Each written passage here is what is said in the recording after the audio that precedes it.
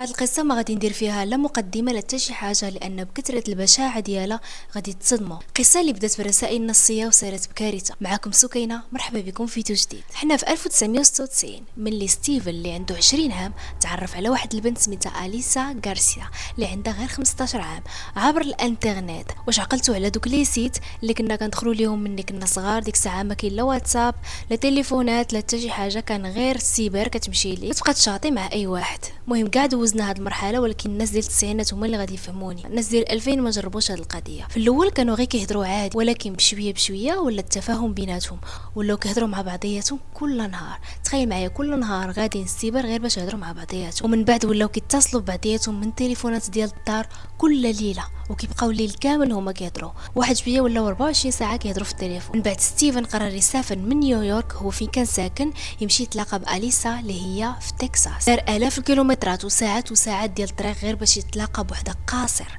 يعني ما تنسوش باللي هو كانت عنده 20 عام وهي كانت عندها 15 عام. اما اليسا كانت هي مهووسه به وتاثرت به بزاف، واخا هو كبر منها، ولكن ما كانتش عارفه باللي كيتم التلاعب بها. دخلت معاه في علاقه والسيد ما بغاش يمشي من تكساس ولا لاصق فيها كل نهار. بطبيعه الحال الوالدين ديال اليسا كانوا ضد هذه العلاقه، حيت اليسا كانت صغيره بزاف باش يشوفوه كيتلاعب بها، فهادشي غير مقبول. ولكن تقول المراهقه لا في داك السن راه ما يمكنش، ما غاديش تسمع ليك، واخا تقول ليها هاد السيد راه مجرم، هاد السيد راه خايب، ما غاديش تسوق لك نهائيا. فالحب كان عماها، لهذا بقاو كيتلاقاو في السر. الحقيقه ستيفن كان كيدير مجهود لهاد العلاقه، كان ديما كياخد طياره ولا كياخد البوس باش كيجي يشوفها. هو كان كيبان باللي كان كيبغيها بزاف. ستيفن كان عارف مزيان باللي هاد العلاقه راه ما خصهاش تكون، لانه كان كبر منها، ولكن كان كيطلب من اليسا بان العلاقه ديالهم تبقى في السر وحتى شي واحد ما يعرفهم، باش حتى شي واحد ما يفرقهم على بعضياتهم. حتى لواحد النهار قال ليها علاش ما تمشيش معايا للولايه اللي كنسكن فيها وتخلي كل شيء، حيت حنا كنبغيو بعضياتنا وحتى شي واحد ما غادي يوافق على هادشي. داكشي اللي كاين. هربت من الدار باش تمشي معاه، وفي الاخر داها نيويورك. عاد العلاقه مع كل شيء، العائله والاصدقاء المدرسه، خلات كل شيء حياتها اللي باقي ما بداتهاش على قبل ستيفن. علاش؟ حيت كانوا الناس كاملين ضد هاد العلاقه، وكانوا كيقولوا ليها باللي هي علاقه غير صحيه. هذاك الشيء علاش فضلت تقطع العلاقه مع كل شيء وتبقى غير مع ستيفن. ولكن القرار كان صعيب، حيت باش تخلي كل شيء في عمر 15 عام وتمشي على بعد آلاف كيلومترات مع واحد كبر منك ب5 سنين، فهاد القرار خاص تكون اما حمقى اما ما عندكش العقل. بعد واحد مده قصيره كلها حب وغرام، ستيفن طلب الزواج من اليسا، ولكن حيت هي مراهقه خاصه الموافقه ديال والديها، ولكن الوالدين ديالها رفضوا بيان سور. قالوا ليها هذه هي اللي ما تكونش، وعمرنا غادي نديروا لك خاطرك، بغيتي سيري معاه، ولكن باش حنا نوافقوا بانك تزوجي بهذا اللي ما عنده لا دار لا دوار لا خدمه لا ردمه، وهربتي مازال وخليتي قرايتك، فهادشي ما عمره غادي يكون، ما عمرنا غنوافقوا من جهتنا. لهذا ما كان حتى شي زواج، ما حتى شي حاجه. العلاقه كانت مستمره حتى وصلت اليسا 17 عام وعرفت راسها باللي حامل. 1998 ولدت اليسا اول بنت اللي سماوها دينيس. دينيس كانت هي الفرحه ديال اليسا، لانه بحال كانت كتقول هذيك هي التمره ديال الحب ديالنا. ولكن بسرعه اليسا بدات كتلاحظ تصرفات غريبه في ستيفن، خصوصا مع الطفله. قبل الولاده كان ظريف، كان حنين، كان كيدير لها خاطرها، اي حاجه توحمات عليها كان كيمشي يجيبها ليها. ولكن ان فوا زادت عندهم البنيته تبدل كومبليتمون، ولا كيضرب البنت دينيس، ولا كيخطي ليها فمها غير باش ما تغوتش وما تبكيش، حتى كتخنق ما كتقدرش مازال تنفس. غير اليسا اللي كتجي تعتقها، بل انه كان كيقرصها وكان كيخلي ليها بزاف ديال الزرقيه في الجسم ديالها كامل. يعني رضيعه وكدير في هذه الحاله راه حشومه. وصلت به الوقاحه، كان كيحبسها في هذيك الكلاسيا غير باش يسكتها. المشكله ديال اليسا كانت تحت السيطره ديال ستيفن، وما كانت كتقدر تقول ليه والو. يعني ملي شخص كبير كيتلاعب بعقل قاصر باش يتحكم فيه ويستغل الثقه اللي داير فيه، فهذه هي النتيجه اللي كتكون. كاع هي بغات تضارب معاه ولا تقول ليه ما تقيش بنتي ولا ما ديرش لهاد الحاله، وتبغي ديها وتخرج من الدار. فين غادي تمشي؟ حتى شي واحد ما غادي يستقبلها. هي قطعت العلاقه ديالها مع كل شيء، حتى من العائله ديالها ما بقاتش معاهم مزيان، وما حاولت حتى شي مره بانها تعيط لهم وتقول لهم سمحوا لي على داكشي اللي درت، عافاكم اكسبتيو او لا وافقوا على هاد العلاقه. يعني خرباتها مع كل شيء. وعاد كانت بعيده بزاف على الدار ديالها وما كانش عندها الفلوس، يلاه كتاكل وكتشرب، داكشي اللي جاب ليها كتعيش به. يعني كانت مستحيل بانها تخرج من الدار، وهو كان متاكد من هادشي. داكشي علاش كان داير ما بغى فيهم بجوجات. ولكن كانت عارفه ان البيئه ماشي مزيانه للبنت. واحد النهار جاوا لحظات وعي، فهمات باللي هادشي كامل اللي كيدير لها ستيفن راه ما منوش، سورتو داكشي اللي كيدير لبنتها. فقررت بانها تعطي بنتها للتبني باش على الاقل تكبر في عائله مستقره. كان عندها 8 شهور ملي تبناوها انطوني وكيلي فوس موسكو. قالوا ليها الاسم ديالها ولات سميتها كات، يعني من دينيس ولات كاتي، وغادي نبقاو نسميوها في باقي القصه غير كاتي ماشي دينيس. كاتي كبرت في عائله كتبغيها بزاف، تهلاو فيها، كيشريو ليها داكشي اللي بغات، كلشي كان مزيان في حياتها. كاتي كبرات وقرات، ولكن الوالدين ديالها كانوا ديما تيقولوا ليها باللي حنا راه غير مربينك انت ماشي بنتنا الحقيقيه، باش الدريه ما تكبرش واحد النهار وتوعى على هاد الحقيقه وتصدم وما تبقاش حاملاهم او لا دير في راسها شي حاجه. ملي ولات عندها 18 عام بدات كتسول على العائله ديالها وعلى الاصل ديالها. قالوا ليها حنا ما عارفين حتى شي حاجه، حنا خديناك من واحد المكتب ديال التبني وصافي، والديك ما عارفين لا اصلهم ولا فصلهم ولا منين جاي. ولكن هي كانت فضوليه، كتبغى تعرف شكون هما والديها الحقيقيين ومنين جات، وهذا الشيء راه اي واحد كيبغي يعرفو. اي واحد مربيه شي عائله ماشي ديالو ضروري واحد النهار غادي يبحث على العائله ديالو البيولوجيه. بمساعده الانترنت لقات عائله ديالها البيولوجيه اللي ولداتها، حتى في الفيسبوك لقات الام ديالها اليسا، درت معاها وقالت لها انا شكون. اليسا فرحت بزاف وقرروا بانهم يتلاقاو.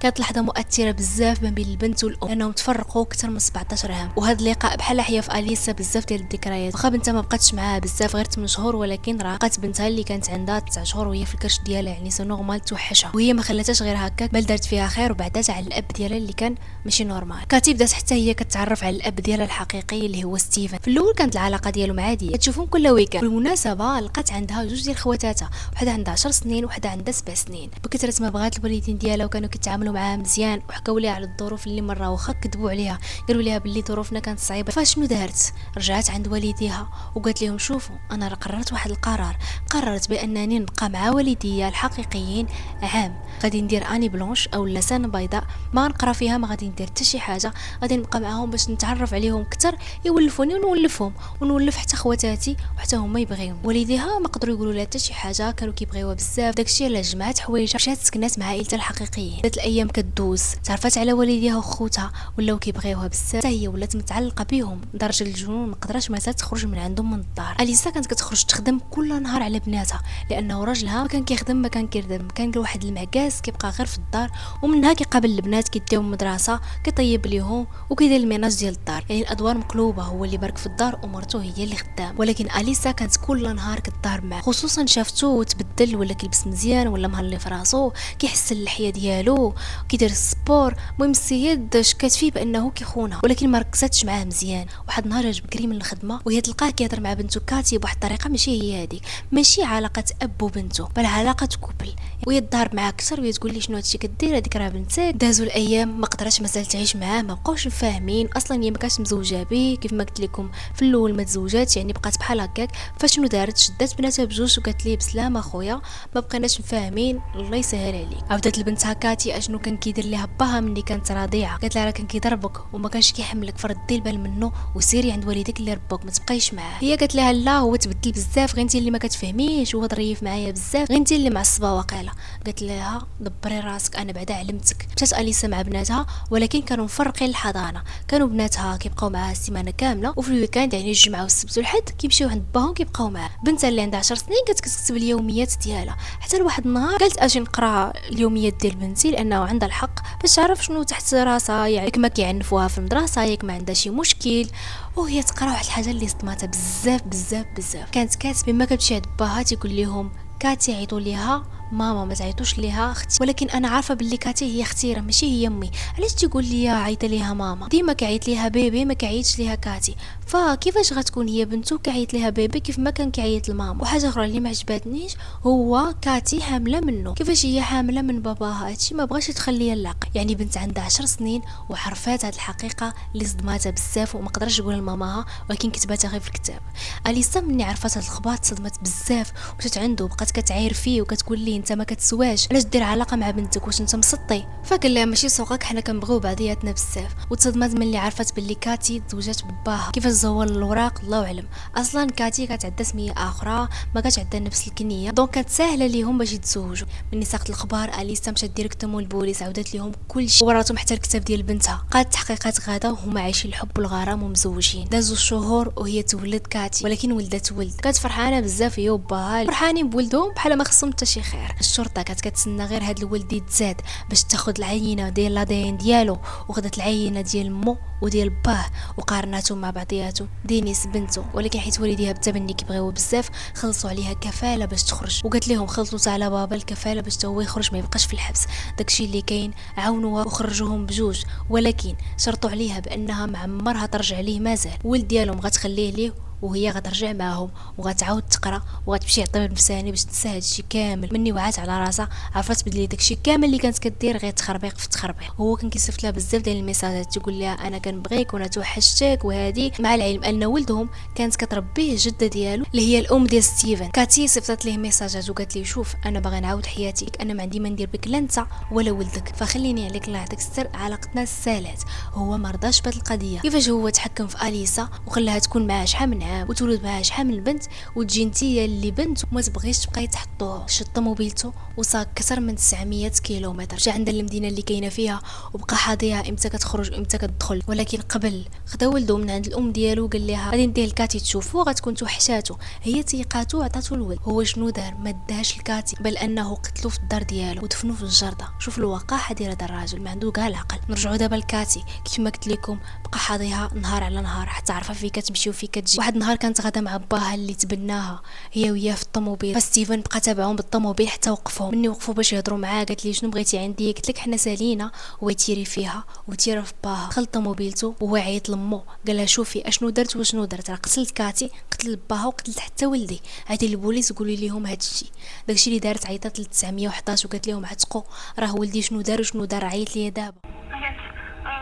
My son just called me, and he told me he died in North Carolina.